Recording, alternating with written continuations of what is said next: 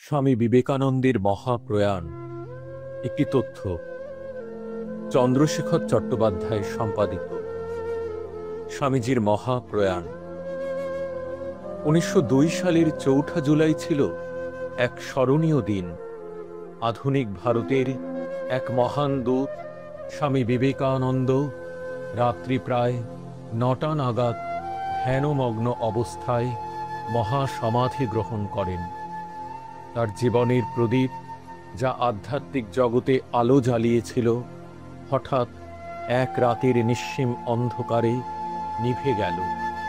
পরদিন সকালেই এই শোক সংবাদ কলকাতা এবং সমগ্র ভারতে ছড়িয়ে পড়ে। স্বামীজির শিষ্য কানাই মহারাজ স্বামী নির্ভয়ানন্দ আমাদের আহিরিটোলার বাড়িতে এসে খবরটি দেন। আমি তখন কাছের একটি মন্দিরে পূজা করছিলাম। সকাল 9টার আগেই বাড়ি ফিরি এবং দেখি মা উচ্চস্বরে কাঁদছেন। জিজ্ঞাসা করতেই বললেন, রে খোকা, বড় সর্বনাশ হয়ে গেছে, স্বামীজি আর নেই। তুমি তো আমাকে ওকে দেখতেও নিয়ে গেলে না। আমি বললাম, মা, আশ্রমে তো সবাইকেই স্বামী বলে, কোন স্বামীজির কথা বলছো তুমি? হয়তো কিছু ভুল বুঝেছ। মা বললেন, না রে না, কানাই আজ সকালে এসেছিল, বলল প্রধান স্বামীজি গত রাত্রি 9টায় প্রয়াণ করেছেন। বলেছে তোরা সবাই বেলুড় মঠে যাবি। আমি মাকে সান্ত্বনা দিয়ে বললাম, সন্ন্যাসীর মৃত্যুর জন্য শোক প্রকাশ করা ভালো নয়, মঠে স্বামীজির দেহ দর্শন। আমার বন্ধু নিবারণ, যিনি শ্রী শ্রী মা শারদার শিষ্য, তখন আমাদের বাড়িতে এলেন। আমি কাজ বন্ধ করে দিলাম। নিবারণ, আমার ছোট ভাই দুলাল শশী ও আমি আহিরিটোলা ঘাটে গিয়ে গঙ্গা পার হই। শালকিয়া ও ঘুষুরি হয়ে সকাল 10টা নাগাদ বেলুড় মঠে পৌঁছই। তখন হালকা বৃষ্টি হচ্ছিল। দেখি রাখাল মহারাজ, স্বামী ব্রহ্মানন্দ ও কিছু সন্ন্যাসী পশ্চিম বারান্দায় একটি খাট ফুল দিয়ে সাজাচ্ছেন। আমাকে দেখেই রাখাল মহারাজ কেঁদে ফেলেন, গলাটা ধরে আসে। সিঁড়ির দিকে ইঙ্গিত করে বলেন ওপরে যেতে। স্বামীজির ঘরে ঢুকে দেখি পবিত্র দেহটি একটি কার্পেটের উপর শায়িত। কপালে ভস্যের ফোঁটা, মাথার কাছে ফুলের তোড়া, দেহটি নতুন গেরুয়া কাপড়ে ঢাকা। ডান হাত মেঝেতে এবং বুড়ো আঙুলে রুদ্রাক্ষের মালা। চোখগুলি অর্ধনিমীলিত, যেন শিবের ধ্যানমগ্ন রূপ। পুরো ঘরে ধূপের গন্ধ ছড়িয়ে বাছে। বাম দিকে বসে নিবেদিতা তালপাতার পাখা দিয়ে মাথায় বাতাস করছেন। তার গাল বেয়ে অশ্রু গড়িয়ে পড়ছে। পাদদেশে ব্রহ্মচারী নন্দলাল শোকে স্তব্ধ হয়ে বসে আছেন। আমরা তিনজনই স্বামীজির চরণ স্পর্শ করে প্রণাম করে বসলাম। আমি মালা ছুঁয়ে আমার গুরু প্রদত্ত মন্ত্র জপ করতে শুরু করি। তখন অনেক বিশিষ্ট ব্যক্তি ও ভক্তরা কলকাতা সহ বিভিন্ন জায়গা থেকে এসে প্রণাম করে বিদায় নিচ্ছিলেন। নিবেদিতা তখন আমার কানে ফিসফিস করে বলেন, তুমি কি গান গাইতে পারো বন্ধু? ঠাকুর যে গান গাইতেন, তুমি গাইবে? আমি বললাম, না, পারি না। তিনি অনুরোধ করেন, তাহলে তোমার বন্ধুকে বলো যেন গায়। নিবারণ গাইলেন, মনে রেখো আমার শ্যামা মাকে, কেন যাব গয়াকাশে প্রভাসে। কালী কি আমার কালো, মনের মৌমাছি উড়ে যায় কালীর পাদপদ্মে। ওরে মন, কালী কালী বল, মৃত্যু ভয় কাটে। নিবেদিতার প্রতিক্রিয়া। এই গানগুলি শুনে নিবেদিতার চোখে জল উপচে পড়ে। 44 বছর পরেও সেই দৃশ্য মনে পড়লে হৃদয় কেঁপে ওঠে। তার মুখের অভিব্যক্তি জানিয়ে দিচ্ছিল তিনি কতটা ভিতর থেকে কাঁদছিলেন, কত গভীর সেই সম্পর্ক ছিল। শেষকৃত্য। দুপুর 1টার সময় স্বামী শারদানন্দ আপস্টেয়ারে এসে বললেন, আমরা সবাই ভেঙে পড়েছি, কেউ পারছি না। তোমরা কি স্বামীজির দেহ নিচে নামাবে? আমরা 4 জন মিলে সাবধানে দেহটি সাজানো খাটে নিয়ে আসি। পেয়ারা, আপেল, আঙুর প্রভৃতি ফল স্বামীজিকে নিবেদন করা হয়।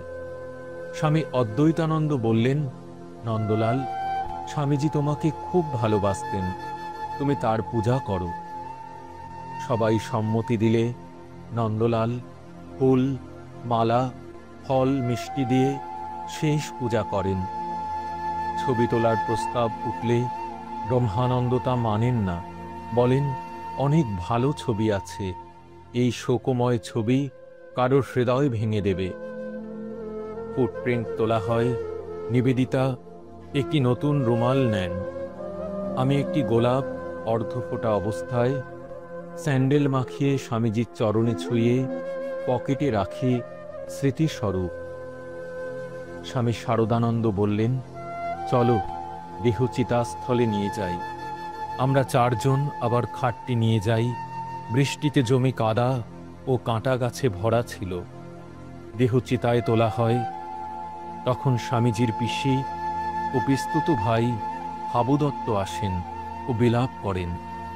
সবার হাতে শুকনো পাটখড়ি দিয়ে বললেন, 7 বার প্রদক্ষিণ করে আগুন দাও। আগুন লাগলে সবাই স্তব্ধ হয়ে চিতার চারপাশে বসে পড়েন। গিরিশচন্দ্র ঘোষ কাঁদতে কাঁদতে বলেন, নরেন, তুমি তো ঠাকুরের কীর্তি প্রচার করবে বলেছিলে, আজ তুমিই চলে গেলে।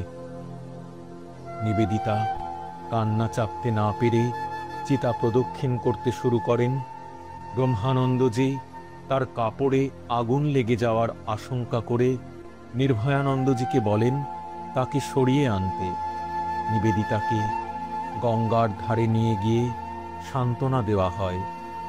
অবিশ্বাস্যভাবে আগুনে দেহের নিম্নাংশ ভস্ম হলেও মুখ, চুল, বুক জ্বলছিল না। কেউ বলল দেহ নাড়াতে, কিন্তু নিশ্চয়ানন্দ বললেন, আমার গুরুদেবের দেহে কাঠি দেবে? আমি বরং গাছ কেটে কাঠ আনছি। তিনি নিজেই কাঠ এনে আগুন দেন। সব শেষের পরে ব্রহ্মানন্দজি আমাকে 10 টাকা দিয়ে বলেন, তোমরা বরানগর বাজার থেকে সন্দেশ, লুচি নিয়ে এসো। আমরা গিয়ে খাবার নিয়ে ফিরি সন্ধ্যায়। তখন চিতা নিভে গেছে, ভস্ম তোলা হয়েছে। তুমি তো মৃতদেহ ছুঁয়েছ, স্নান করে জল দাও। শ্রীম এ কথা বলেন। আমি বলি, সাধু নারায়ণ, তার দেহ ছুঁয়ে অপবিত্র হইনি। প্রেমানন্দজি বলেন, স্নান না করলেও হবে, আমি গঙ্গা জল ছিটিয়ে দিচ্ছি, তুমি ভোগ নিয়ে যাও। সেদিন পূজা হয়নি। সন্ধ্যায় আরতি ও ভোগ নিবেদন হয়। তারপর প্রসাদ বিতরণ।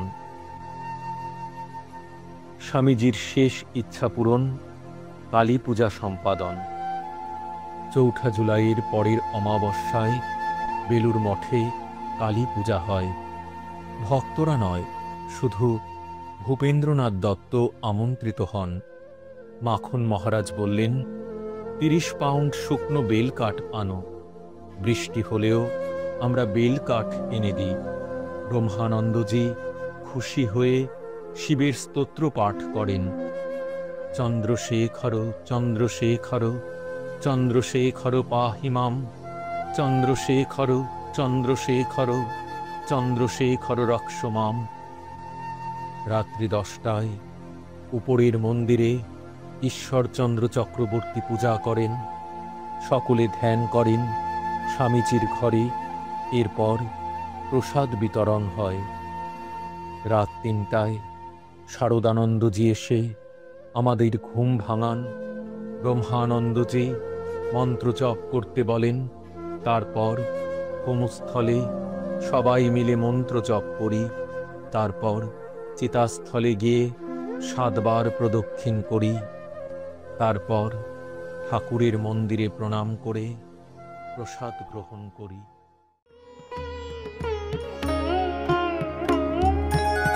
মন চলো নিজ নিকেতনে, মন চলো নিজ নিকেতনে। সংসার বিদেশে বিদেশির বেশে ভ্রম কেন অকারণে, মন চলো নি